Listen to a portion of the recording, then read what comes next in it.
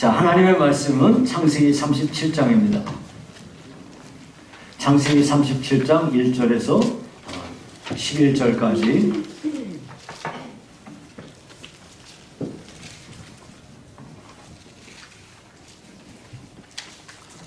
제가 봉독해 드리겠습니다. 창세기 37장 1절에서 11절입니다. 야곱이 가나안 땅 곧 그의 아버지가 거류하던 땅에 거주하였으니 야곱의 족보는 이러하니라. 요셉이 17세의 소년으로서 그의 형들과 함께 양을 칠 때에 그의 아버지의 아내들 빌하와 실바의 아들들과 더불어 함께 있었더니 그가 그들의 잘못을 아버지에게 말하더라. 요셉은 노년에 얻은 아들이므로 이스라엘이 여러 아들들보다 그를 더 사랑함으로 그를 위하여 채색 옷을 지었더니 그의 형들이 아버지가 형들보다 그를 더 사랑함을 보고 그를 미워하여 그에게 편안하게 말할 수 없었더라. 요셉이 꿈을 꾸고 자기 형들에게 말하며 그들이 그를 더욱 미워하였더라.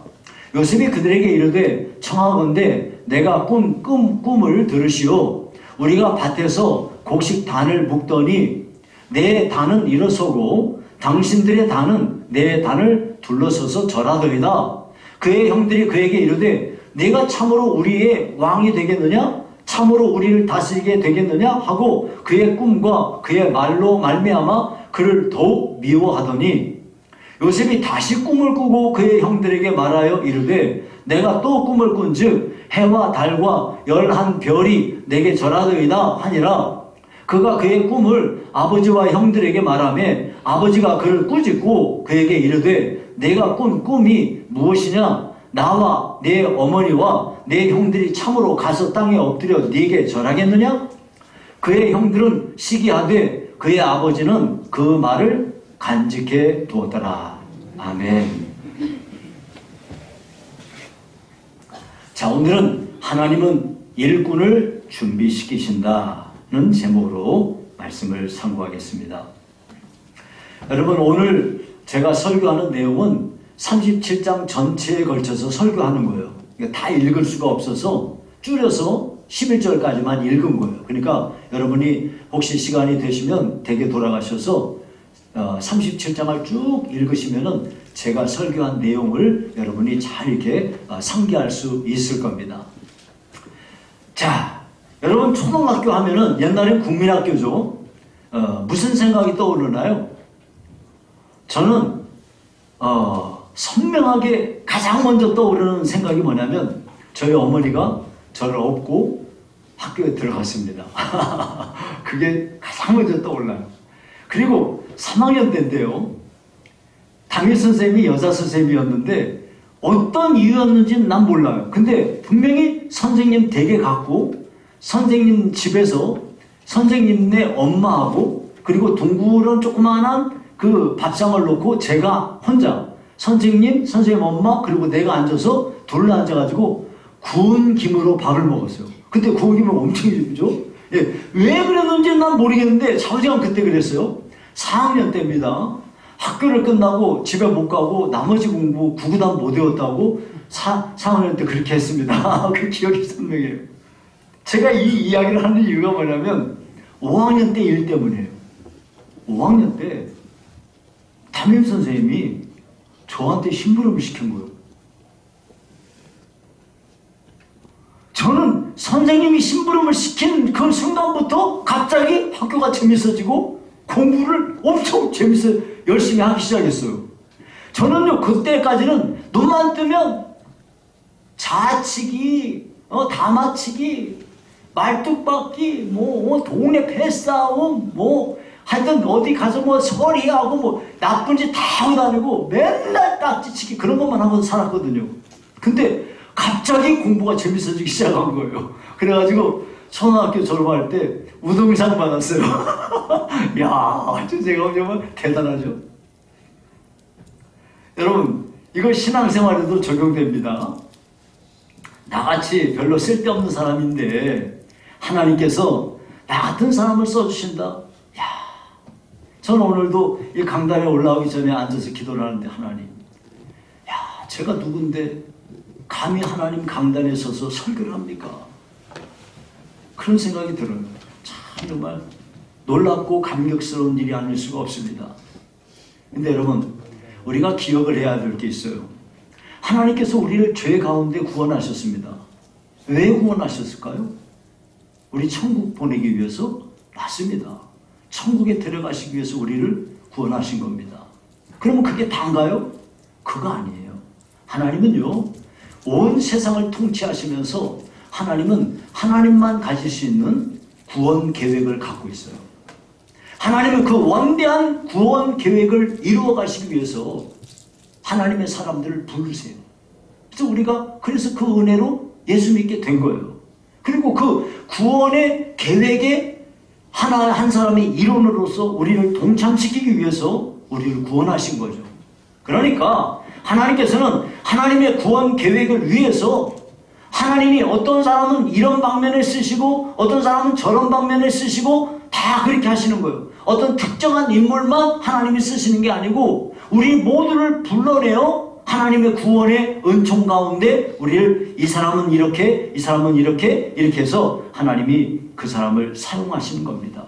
그러므로 우리 모두는 하나님 앞에 쓰임받기 위해서 지금 준비되어 가고 있는 거예요. 앞으로 우리의 생애가 얼마 있을지 모르지만은 남아있는 하나님이 우리를 데려가시는 그 순간까지 하나님 앞에 우리는 쓰임받는 존재가 되는 겁니다. 그러면 하나님께서는 사람을 이렇게 일꾼으로 세우시는데 그 일꾼을 쓰실 때 무엇을 준비하실까요? 하나님은 무조건 일꾼을 그냥 데려다가 막 쓰는 게 아니고 하나님은요, 일꾼을 하나하나 훈련시키고 준비해서 쓰시는 거예요.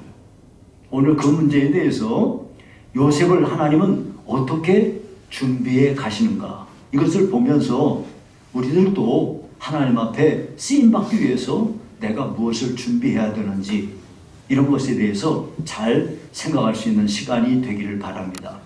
자, 여러분, 성경에 보면 예수님이 잘하시는 일에 대해서 예수님은 키가 크고 지혜가 자라면서 하나님과 사람에게 사랑받아 가시더라 그랬거든요. 이 말이 무엇을 말하냐면 키가 커요, 지혜가 자라요, 지성, 하나님에게 사랑받아요, 영성, 사람들에게 사랑받아요, 인성. 사람이 한 사람이 어떤 면에서 준비가 된다는 건 반드시 세 가지가 필요해요. 그게 뭐냐면 인성, 인격이 잘 돼야 돼. 사람 됨됨이가 잘 돼야지 되지. 사람 됨됨이 틀려먹으면 아무짝에도 쓸 수가 없어. 두 번째가 뭐냐면 그 사람이 쓰임을 받으려면 실력이 있어야 돼.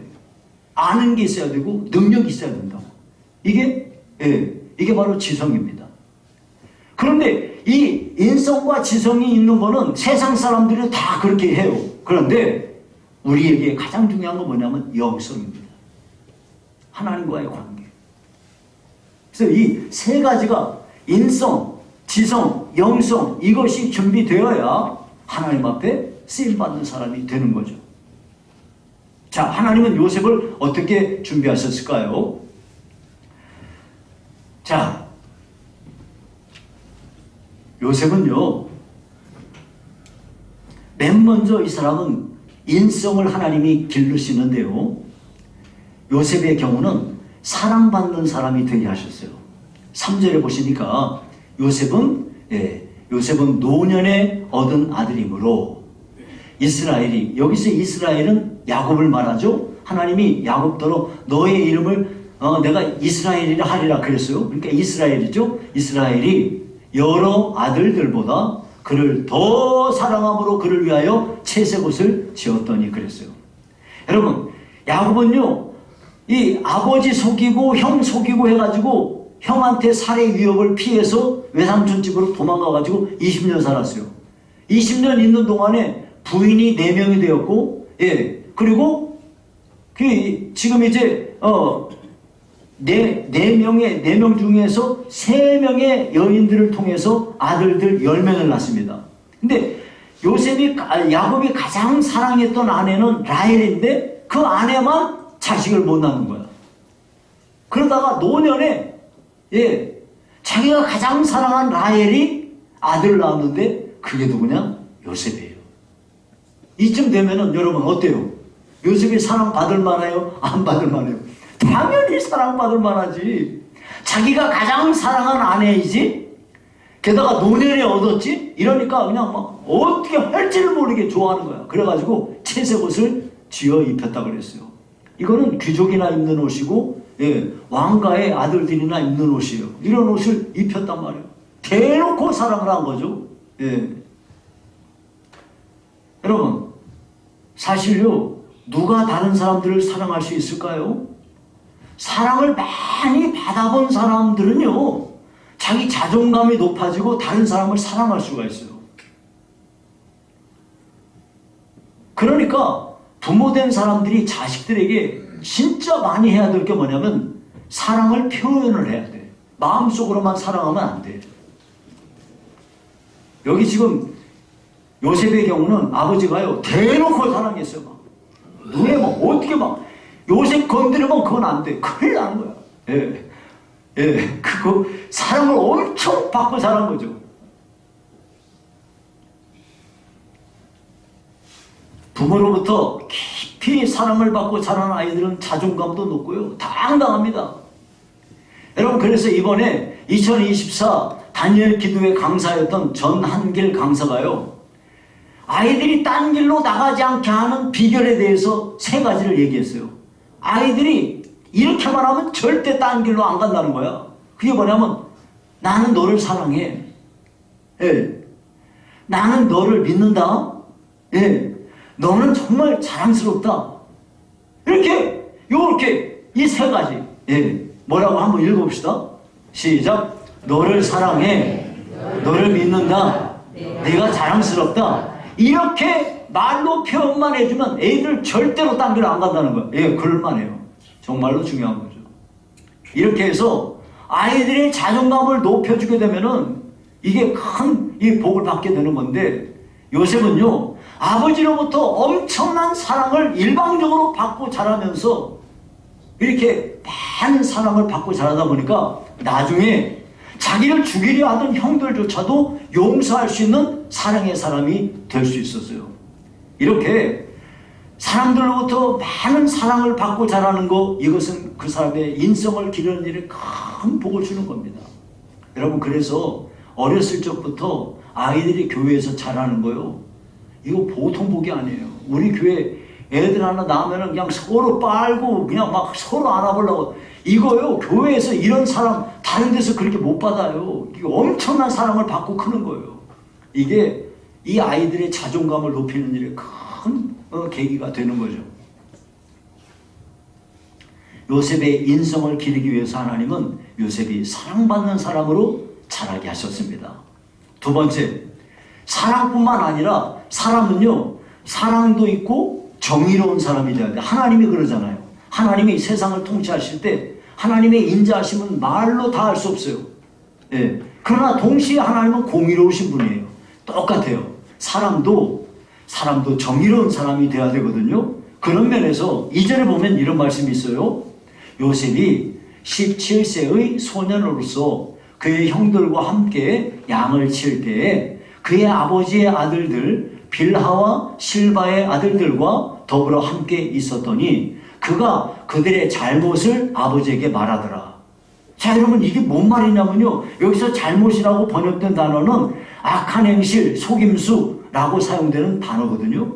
그러니까 하나님께서는 요셉으로 하여금 형들이 저지르고 있는 악한 행동, 이런 거에 타협하지 않고 정의로운 성품을 갖고 자라도록 그렇게 하신 거예요. 이렇게 요셉은요, 형들 이것 때문에 오히려 형들한테 미움을 받기는 했지만은 정의로운 성품을 가진 아이로 자라게 된 거죠. 이렇게 정의로운 성품이 딱 형성이 되어 있다 보니까 훗날에 요셉이 보디발의 집에서 있을 때, 보디발의 아내가 그를 유혹하지 않습니까? 이때 그 옳지 못한 행동에 대해서 자기를 믿고 맡겨준 그 보디발을 배신하거나 하나님 앞에 죄를 짓지 않겠다고 하면서 단호하게 그것을 뿌리치지 않습니까? 이것이 사랑하는 마음과 사랑하는 자세, 그리고 정의로운 자세, 이것이 형성되는 계기가 된 거죠. 더불었어요. 하나님은 또 요셉을 어떤 식으로 기르셨냐면 순종하는 사람으로 길렀습니다. 13절에 보면 이런 말씀이 있는데요. 이스라엘이 요셉에게 이르되 내 형들이 세겜에서 양을 치지 아니하느냐 너를 그들에게로 보내리라. 요셉이 아버지에게 대답하되 내가 그리하겠나이다. 예. 형들이 지금 양치러 멀리 갔어요. 세겜까지 갔어요. 멀어요, 거리가. 근데 예, 요셉에게 심부름을 시킵니다. 그자 거기에 아무런 변명이나 그런 다른 말을 하지 않고 네 하고 순종합니다.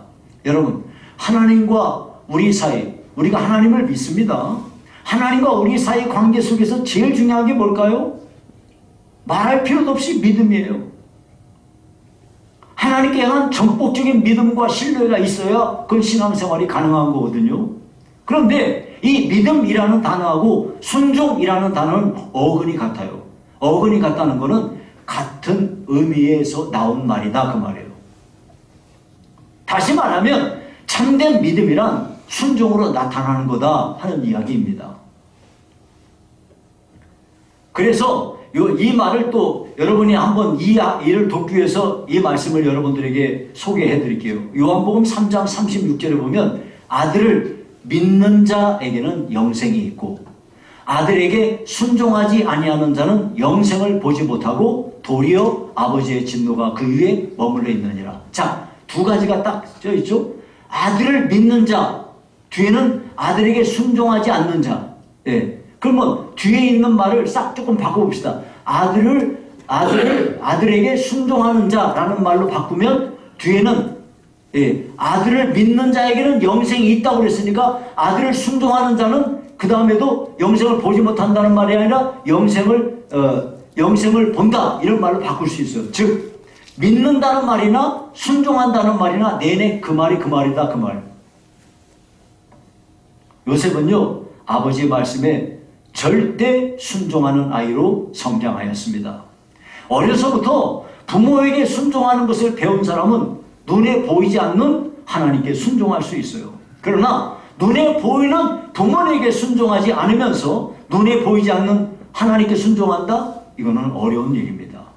그런 이유 때문에 하나님께서는 요셉을 어렸을 적부터 부모에게 철저히 순종하는 것을 가르치신 겁니다. 자, 그 다음에 이제 마지막으로요. 하나님은 이 요셉의 인성을 기르시기 위해서 그를 성실한 사람이 되게 하셨어요. 성실한 사람. 17절에 보면 이런 말씀이 있습니다. 그 사람이 이르되 그들이 여기서 떠났느니라 내가 그들의 말을 들으니 도단으로 가자 하니라 요셉이 그의 형들의 뒤를 따라가서 도단에서 그를 만나니라. 이게 무슨 이야기냐면 이제 형들한테 가서 형들이 잘 있는지 양떼가 잘 있는지 보고 와서 나에게 얘기해라 했단 말이에요. 그 세겜으로 갔으니까 세겜에 가서 형들은 어떤지 양떼를 보고 와라 했거든요. 세겜까지 갔는데 아무리 찾아도 없네. 그럼 어떻게 하면 돼요? 집으로 돌아와서 가서 봤는데 없어요 하고 말할 수 있잖아요. 예, 근데 요셉은 아버지가 자기를 보낸 목적이 있어요. 그 목적이 뭡니까? 형들이 잘 있는지 양떼가 잘 있는지 보고 오는 거예요. 세겜까지 가는 게 중요한 게 아니고 그 형편을 보고 돌아오는 게 주요 목적이에요. 그러니까 세겜까지 갔는데 찾을 수가 없어. 여기저기 방황하다가 한 사람을 만났는데 그 사람이 물었어요. 뭐 찾는데 우리 형들이 여기서 양치는데 혹시 본 적 없어요? 여기서 있긴 있었는데 떠났어. 그럼 들어보니까 도단으로 간다 하던데 그 얘기를 듣고 도단까지 또 간 거예요. 이거는 뭔 얘기입니까? 요셉은 아버지에게 심부름을 받았어요. 아버지가 자기를 심부름시킨 것에 대해서 끝까지 책임을 지고 성실한 성품으로 정성을 다해서 자기가 맡은 직분에 열심을 내서 그 일을 한 거야. 이런 걸 보고 성실하다 그래요. 자기에게 주어진 소임을 정성을 다해서 책임감을 가지고 그 일을 감당하는 것을 보고 성실하다라고 말하는 거예요. 어떤 사람들은 나 가서 봤는데 없어요 라고 말할 수도 있지만 끝까지 자기가 받은 사명을 감당하기 위해서 노력한 거죠. 이렇게 이런 성실한 성품을 어렸을 적부터 가졌기 때문에 나중에 보디발의 집에서 총무로 일할 때 그런 기회를 그가 얻을 수 있었던 겁니다. 창세기 39장 4절에 보면 이렇게 말씀하는데요. 요셉이 그의 주인에게 은혜를 입어 섬김에 그가 요셉을 가정 총무로 삼고 자기의 소유를 다 그의 손에 위탁하니, 보디발의 집에서 성실히 일한 것, 이것이 이렇게 열심히 또 거기서 성실하게 일하니까 그것이 토대가 되어가지고 애굽의 총리가 돼서 또 그 자리에서 이 성실하게 일하는 사람이 될 수 있었다는 거예요. 하나님은요, 온 세상을 통치하실 때 성실하게 통치하세요. 그러므로 하나님께서는 지금도 하나님의 일에 동역할 사람을, 어떤 사람을 하나님께서 쓰시느냐? 성실한 사람을 쓰시는 거예요. 자기에게 주어진 일을 이랬다가 저랬다 하지 않고 그 일에 대해서 책임감을 가지고 끝까지 그 일을 잘 감당하는 사람, 이런 성품이 우리에게 필요해요.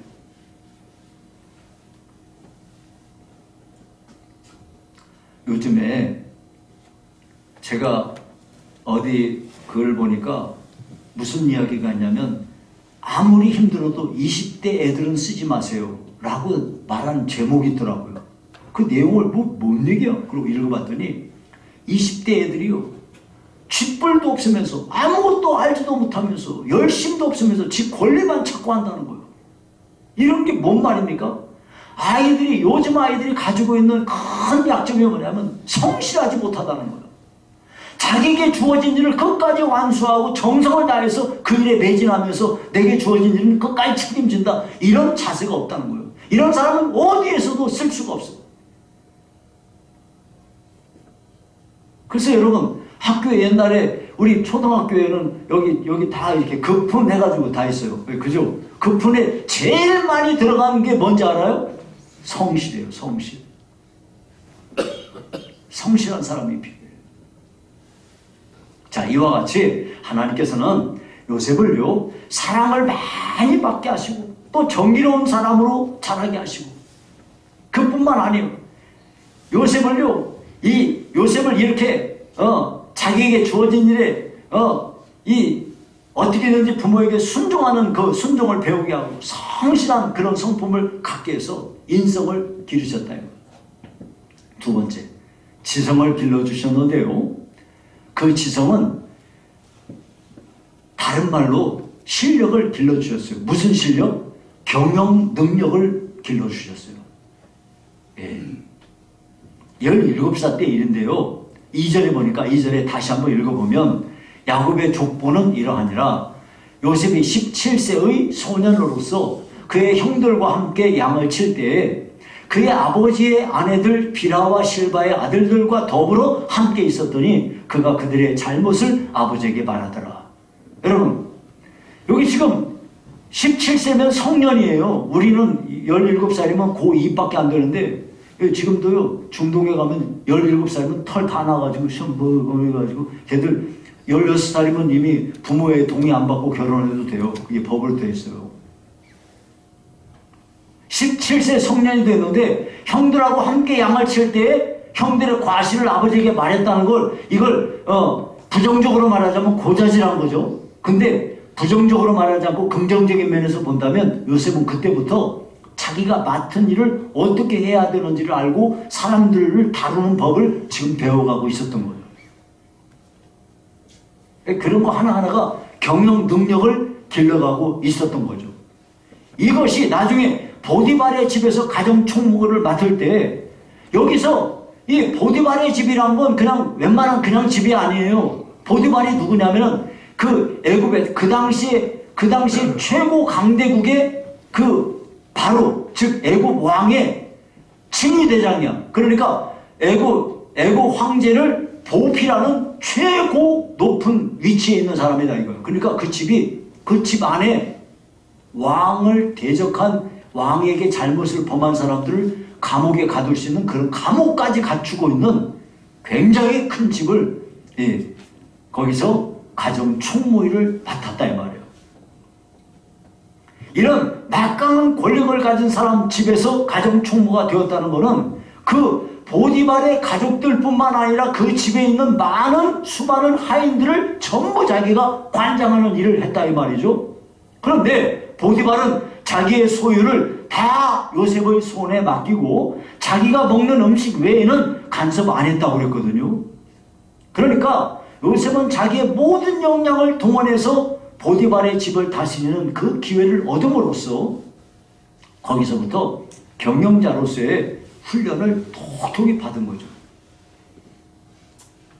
나중에 억울하게 모함받아가지고 감옥에 들어갔잖아요. 그 감옥은 어디 감옥이냐면 그 보디발 집에 있는 감옥에 들어갔어요. 그 보디발 집에 있는 감옥에는 누가 투옥되는 거냐면 왕한테 잘못한 범법자들을 갖추는 고위직 사람들을 위한 감옥이에요. 그 감옥에 요셉이 들어갔는데 요셉은요 죄수임에도 불구하고 간수장한테 은혜를 입었어요. 이게 딱 가만히 여러분 묵상해 보면 요셉이 그 집에서 총무일을 할 때 벌써 사람들에게 다 인정받았다는 걸 알 수가 있어요. 그 집 안에 자기가 가정 총무로 있을 때 간수장도 알겠어요 모르겠어요.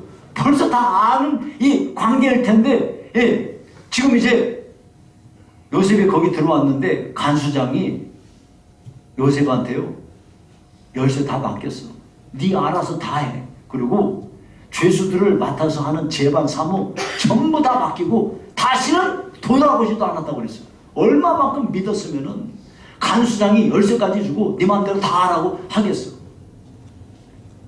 그러니까 이 감옥에 있으면서 이 요셉은요 이 바로를 섬기는 고위직의 그 관료들과 교제하면서 경영 능력을 더 이렇게 키워가게 된 거예요. 하나님의 전부 요셉을 쓰시기 위해서 하나부터 열까지 계속 준비해 가시는 과정인 것이에요. 그렇게 했을 때 이제 나중에 바로 애굽 왕 바로 앞에 요셉이 서게 됩니다. 왜 서게 되냐면 바로가 꿈을 꾸고 꿈이 해석이 안 되는 거야. 너무 괴로운 거야. 아무도 꿈을 해석을 못하네요. 근데 요셉이 가서 이 꿈은 7년 대풍년, 7년 대흉년입니다. 7년 대흉년이 너무 극심하기 때문에 앞에 있었던 7년 대풍년은 아무것도 아니고 나라가 망해버립니다. 그러니 뛰어난 지도자를 세워서 이 난국을 수습하도록 하십시오 하면은 나라를 보존할 수 있습니다. 딱 이렇게 말합니다. 어떻게 그런 말을 할 수 있습니까? 이와 같이 실력이 딱 갖춰져 있으니까 여기서 그렇게 모든 것을 딱 제시할 수 있었던 거죠. 이런 이유 때문에 요셉이 하루아침에 그냥 애굽의 총리가 되는 놀라운 역사를 이루게 된 거예요. 그런데 그것은 요셉이 하루아침에 갑자기 된 게 아니고 하나님이 미리부터 예전부터 사람들 다스리는 방법 모든 일을 하는 실력을 이렇게 키워왔기 때문에 그 일에 쓰임을 받게 된 거예요. 그래서 여러분 우리의 삶이 그래요. 실력이 없으면요 쓸 수가 없어요. 실력이 있어야 쓰는 거예요. 하나님은 하나님의 일을 위해서 사람을 쓰실 때 우리의 실력을 기르십니다. 그러니까 여러분이 여러분의 주어진 삶의 자리에서 최선을 다해서 내가 내 능력이 한도가 여기까지면 거기까지만 하면 돼. 내가 할 수 있는 것 정성을 다해서 거기까지만 하면 돼요. 그렇게 하면서 여러분이 여러분 삶을 이끌어 가시면 하나님이 여러분을 잘 그렇게 해서 실력을 길러가지고 어떤 사람은 이런 방면에 실력을 기르고 저 사람은 저런 방면에 실력을 기르고 이렇게 해서 그 실력을 가지고 하나님께서는 그 실력 있는 사람을 다 뽑아서 하나님의 크신 일에 쓰시는 거예요. 여러분 우리는요 하나님 앞에 쓰임받기 위해서 구원받은 거예요. 그러니까 여러분이 실력을 기르셔야 돼요. 무슨 일을 할 때 설렁설렁하고 사람들 보는 데에서 하는 척하고 사람들 안 보면 안 하고 이런 사람이 되면 안 돼요. 무슨 일을 하든지 주님에게 하는 것처럼 성실히 감당하고 모든 일을 행할 때 내가 주님 앞에 이 일을 한다 이런 생각을 가지고 성실히 하게 되면 그런 사람은 하나님께도 인정을 받고 사람들에게도 사랑받고 그런 사람으로 성장하면서 실력을 기르는 사람이 되는 거예요. 실력이 없는 사람은 쓸 수가 없어요. 실력이 있어야 돼요.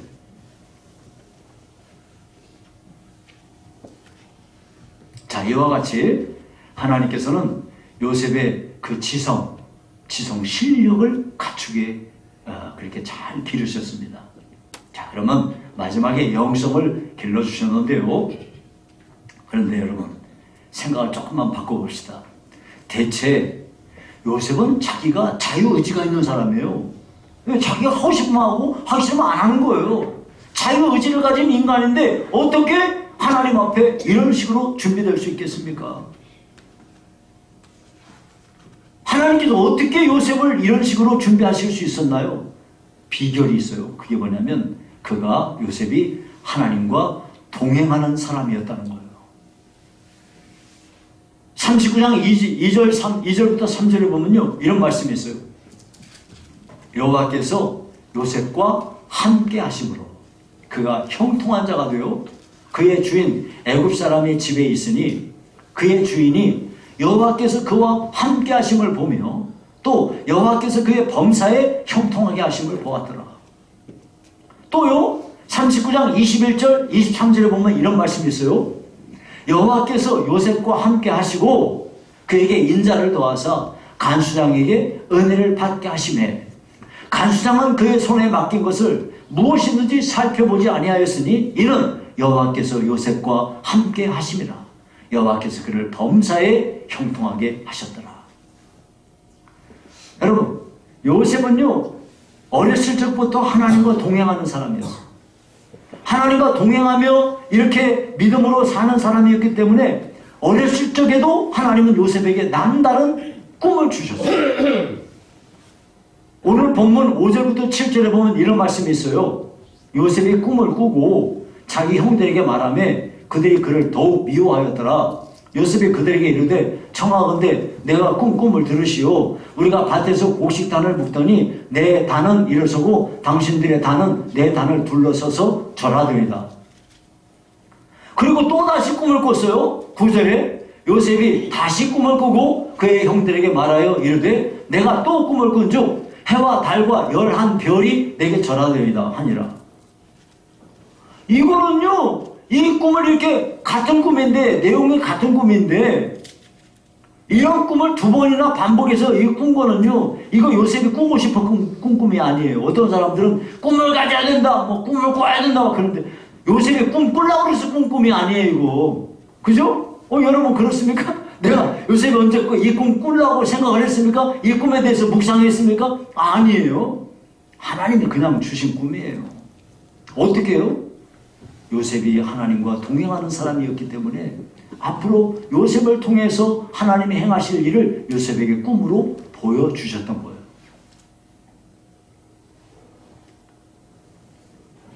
그러니까 요셉은 자기 의지하고는 전혀 상관없이 하나님께서 주신 일방적으로 주신 그 꿈 때문에 그의 삶에 큰 은혜를 입게 되었는데요. 앞으로 요셉의 평생을 이 꿈이 이끌어간 것이 분명해요. 자기에게 역경이 주어질 때 하나님이 나에게 이런 꿈을 줬으니까 하나님이 나를 이렇게 이끌어 가시겠지 이런 것으로 하면서 어떤 어둠의 터널도 다 통과할 수 있었던 거예요.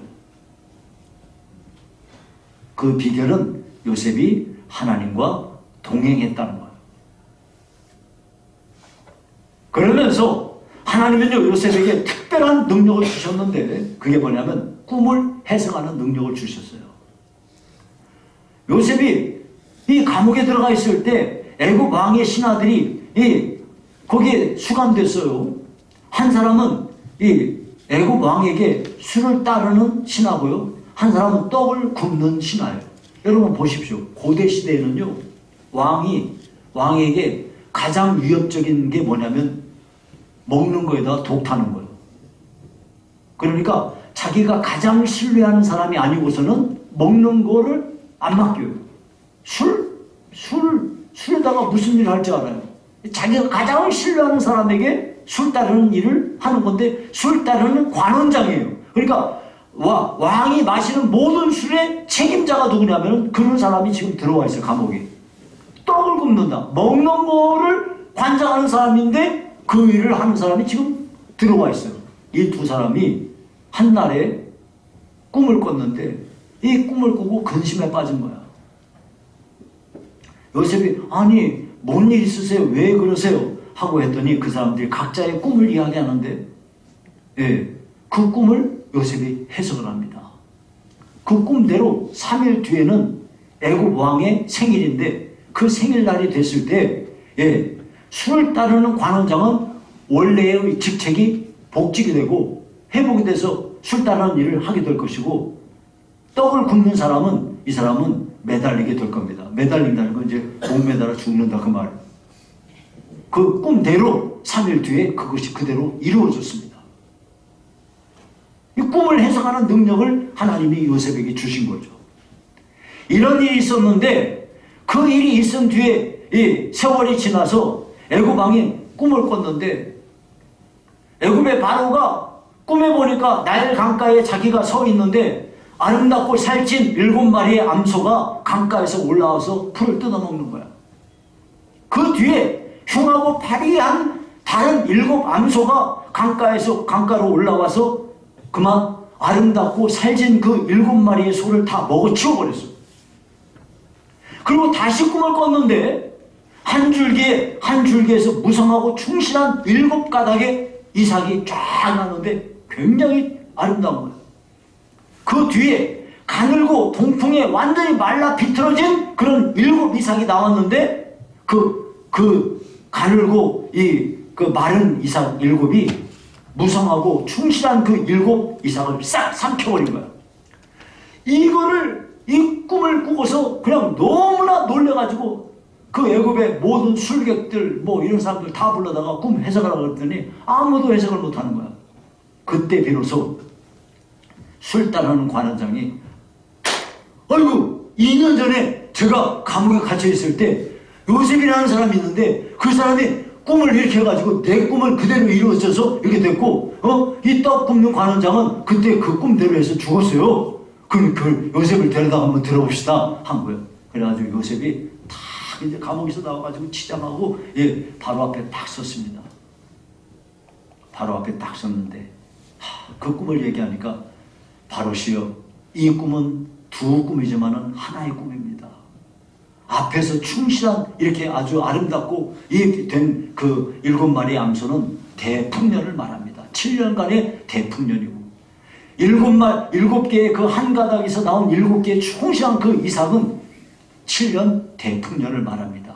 그리고 그 뒤에 나온 이 파리하고 완전히 말라 비틀어져 버린 그런 이 7마리의 그 암소는 그 7년 대흉년을 말합니다. 그리고 파리한 그 이삭 7이 충실한 7 이삭을 다 삼켜버렸다고 하지 않았습니까? 말라 비틀어진 그런 소들이 이 충실한 소 7마리를 다 먹어치웠다고 그랬죠. 그건 무슨 말이냐면 7년 대풍년이 있고 그 뒤에 7년 흉년이 있는데 흉년이 너무 심해서 풍년이 있었던 거 싹 다 먹어치워버린다는 이야기입니다. 그래서 나라가 망하게 됩니다. 그러니 신실한 일꾼을 세우셔서 이 풍년 때에 모든 걸 준비해서 이 흉년을 이겨내게 하십시오. 한 거야. 그랬더니 바로도 놀라고 그 뒤에서 듣고 있던 신하들도 다 놀라가지고 어디서 이런 사람이 나왔을까? 그래가지고 그 자리에서 딱 너를 애굽의 총리로 삼더라. 예, 네 말 한마디에 누가 다 벌벌 떤다 하면서 그렇게 요셉을 세우게 됩니다. 자, 여러분 이제 말씀을 맺습니다. 하나님께서는요, 요셉을 통해서 이스라엘을 구원하시기 위해서 그 구원 계획을 이루시는 일을 위해서 요셉을 인성, 지성, 영성을 하나님께서 이렇게 준비하셨습니다. 비록 요셉은 하나님의 계획을 알지 못했지만 자기에게 주어진 삶 속에서 최선을 다해서 바르고 성실하게 그렇게 살았기 때문에 미래를 준비할 수 있는 사람이 된 것입니다. 여러분, 우리도 마찬가지입니다. 우리 나름대로 미래에 대한 계획도 세우고 뭐 고민도 하고 여러 가지 생각이 많으실 겁니다. 그런데 중요한 건 뭐냐면 오늘 내게 주어진 삶 속에서 하나님과 동행하며 사는 것, 지금 내 앞에 주어져 있는 그 일을 바르고 성실하게 살아가는 것, 이것이 우리에게 가장 중요한 일이에요. 사람이 다른 거 다 돼도 인간성이 틀려먹었으면 그런 사람은 어디짝에도 쓸 수가 없어요. 사람이 인격이 제대로 돼야 돼요. 그래서 목사를 세울 때 목사님들이, 여러 목사님들이 계시면 반드시 물어보는 게 있어요. 말하는 게 있어요. 그게 뭐냐면 목사가 되기 전에 사람이 되라. 여러분도 똑같습니다. 하나님 앞에 정말 쓰임받고자 하는 우리 모두에게 정말 중요한 도전은 뭐냐면 우리의 인격이 바르게 돼야 되는 거예요. 인성이 바라야 돼요. 꼭 이렇게 하셔서 하나님은 지금도 우리의 인성과 지성과 영성을 키워가시고 있다는 것을 기억하시면서 저와 여러분 모두가 다 앞으로 하나님이 우리를 더 귀하고 좋은 일에 쓰실 것을 기대하면서 지금 오늘 내게 주어진 일에 성실한 저와 여러분이 되기를 주의 이름으로 축원합니다.